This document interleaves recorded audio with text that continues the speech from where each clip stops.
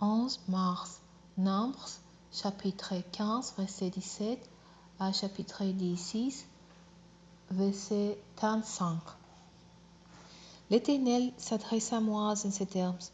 Dis aux Israélites, lorsque vous serez arrivés au pays vers lequel je vous conduis, et que vous mangerez du pain de paix, vous en prélèverez en offrande pour l'Éternel. Quand vous cuirez votre pain, vous prélèverez la première miche que vous m'offrirez comme ce qu'on prélève sur la nouvelle récolte de blé.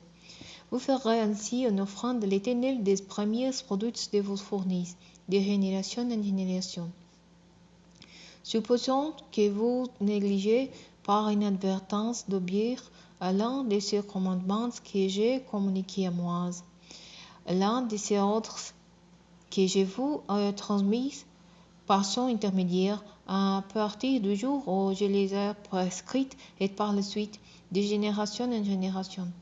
Si donc cette faute a été commise par inadvertance et qu'elle a échappé à la communauté, toute la communauté offrira un jeune taureau comme holocauste dont l'odeur passera l'Éternel, avec l'offrande et la libation prescrites, ainsi qu'un bouc, un sacrifice pour le péché. Les prêtres fera les rites d'expiation pour toute la communauté des Israélites, et il leur sera pardonné, puisque c'est une faute commise par mégarde. Quand ils auront apporté le sacrifice, un sacrifice consumé par le feu pour l'Éternel, et présenté le sacrifice pour le péché devant moi, pour les fautes commises par inadvertance, il sera pardonné à toute la communauté des Israélites et elle a immigré, installée au milieu d'eux, car c'est par inadvertance que tout le peuple aura commis cette faute. Si c'est une seule personne qui a commis une faute par inadvertance, il offrira un chevreau dans sa première année un sacrifice pour le péché. Le prêtre accomplira devant l'Éternel les rites d'expiation pour la personne qui a commis une faute par inadvertance. Une fois que le rite d'expiation sera accompli pour elle, il lui sera pardonné. Une seule et même loi régira les Israélites nés dans le pays qui commettant une faute pour inadvertance et les immigrés installés parmi eux. Mais si quelqu'un commet délibérément une faute qui soit autochtone ou immigré, il fait injurer à l'Éternel et il sera retranché du milieu de son peuple. Pour avoir méprisé la parole de l'Éternel et violé son commandement, il doit être retranché car il porte la responsabilité de sa faute. Pendant leur séjour au désert, les Israélites trouveront un homme qui amassait du bois les jours du sabbat. Ceux qui le verront, surpris ainsi, l'amèneront devant moi, Aaron et toute la communauté. Ils les tiendront sous bonne garde, car rien n'avait encore été prescrit quant à la peine qu'il fallait lui infliger. L'Éternel dit à moi, cet homme doit être mis à mort. Toute la communauté les lapidera à l'extérieur du camp. Alors toute la communauté les fit sortir du camp et les lapida jusqu'à ce qu'ils morent, ainsi comme l'Éternel l'avait ordonné à moi. L'Éternel dit à moi, parle aux Israélites pour leur dire de se faire, eux et tous leurs descendants, des franges sur les bords de leurs vêtements, en passant dans chacun un cordon de pourpre violette. Ainsi, lorsque vous verrez ces franges, vous penserez à tous les commandements de l'Éternel pour les appliquer et vous ne vous égarez pas en suivant les désirs de votre cœur et de vos yeux qui vous incitent à l'infidélité. Ainsi vous vous souviendrez de tous mes commandements, vous y obéirez et vous serez saints pour votre Dieu. Je suis l'Éternel, votre Dieu, qui vous a fait sortir d'Égypte pour être votre Dieu. Oui, je suis l'Éternel, votre Dieu. Coré, un Lévite, fils d'Itzhar, de la famille des Kéatites, conspira avec 3 Roubenites. Dathan, Abiram, fils d'Eliab, et Tom, fils de Pélet. Ils se soulevèrent contre moi avec 1250 autres Israélites, des chefs de la communauté, des membres du conseil, des hommes considérés. Ils s'attroupèrent autour de moi et d'Aaron et leur lanceront. Sans est assez, c'est la communauté toute entière qui est sainte et l'Éternel est au milieu de nous tous. De quelle droite vous mettez-vous au-dessus de la communauté de l'Éternel? En entendant ces reproches, Moïse jeta face contre terre.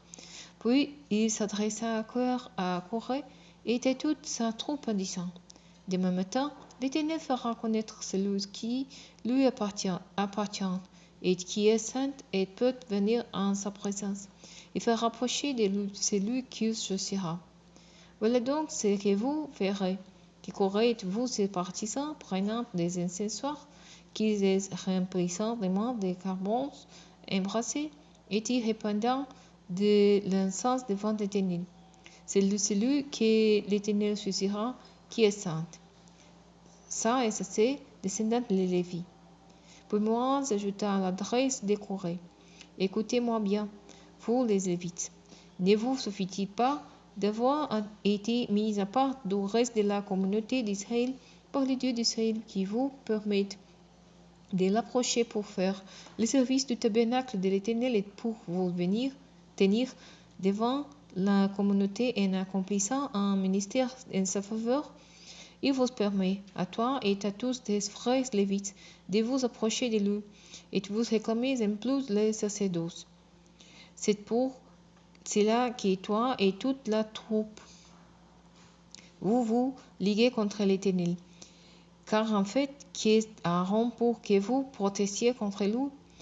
Puis Moïse envoya chercher Dathan et Abiram, fils d'Eliab, mais ceux-ci lui répondirent: Nous n'irons pas. Ne te suffit-il pas de nous avoir fait quitter ramper Roseland de lait et de mille pour nous faire mourir au désert? Faut-il encore que tu t'ériges un dictateur au-dessus de nous? Ce n'est pas dans un pays Roseland de lait et de mille que tu nous conduis. Ce ne sont pas des champs et des vignes que tu nous donnes en possession. Prends-tu tous ces gens-là pour des aveugles? Non, nous n'irons pas. Moïse entra dans une violente colère et il dit à l'Éternel: N'accepte pas leur offrande. Je n'ai jamais rien pris de ce qui leur appartenait, pas même un, et je n'ai fait de tort à aucun d'eux. Moi, dit Corée, toi et toute la troupe, présentez-vous demain avec Aaron devant l'Éternel. Prenez chacun votre accessoire, mettez-y et l'encens, et présentez-vous devant l'Éternel avec vous doutes 150 accessoires. Toi aussi, et Aaron, vous tiendrez chacun les vôtres. Chacun prit donc son accessoire et y mit des charbons ardents qu'il couvrit d'encens. Ils se placeront tous à l'entrée de la tente de la rencontre, de même que Moïse et Aaron. Corée avait rassemblé toute la communauté à l'entrée de la tente de la rencontre en l'excitant contre eux. Soudain, la gloire de l'Éternel apparut à toute l'assemblée. L'Éternel parla à Moïse et Aaron en ces termes: Séparez-vous du milieu de cette communauté, et je les consumerai en un seul instant. Mais ils se jetèrent face contre terre et prirent: Ô Dieu, Dieu qui dispose du souffle de vie de toutes les créatures, t'emporteras-tu contre toute la communauté alors, comme si l'homme a péché? L'Éternel répondit à Moïse: Parlez à la communauté et ordonnez-leur de s'écarter des abords des tentes de Corée, de Dathan et d'Abiram.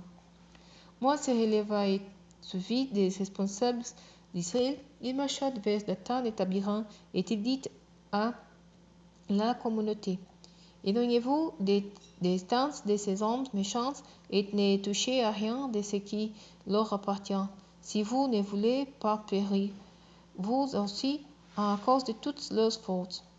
Aussitôt, on signera des stands décorés de data et labyrinthes. Data et labyrinthes sortiront et se posteront à l'entrée de les stands avec leurs femmes, leurs fils et leurs enfants. Moïse déclara: Voici comment vous reconnaîtrez que l'Éternel m'a confié la mission d'accomplir tout ce que je fais et que je n'agis pas de mon propre chef. Si ces gens la mourront de mort naturelle et s'y subissent seulement des sortes communes à tous les hommes, alors ce n'est pas l'Éternel qui m'a confié ma mission. Mais si l'Éternel accomplit quelque chose d'extraordinaire, si la terre s'ouvre pour les engloutir avec tout ce qui leur appartient et qu'ils descendent vivant dans les séjours de mort, alors vous reconnaîtrez que ces gens ont outragé l'Éternel. À peine eut-il achevé de prononcer ces paroles que le sol se fendit sous les pieds de Data et d'Abiram. La terre s'ouvrit et les engloutit, eux et les leurs, ainsi que tous les partisans de Corée et tous leurs biens. Ces hommes descendirent vivants dans les séjours de mort avec tous les leurs, et la terre se referma sur eux. C'est ainsi qu'ils disparurent du milieu de l'assemblée. À leur cris, tous les Israélites qui se tenaient autour s'enfuirent en criant: Fuyons de peur que la terre ne nous engloutisse, nous aussi. Un feu jaillit de près de l'Éternel et consuma les 250 hommes qui présentèrent l'incense.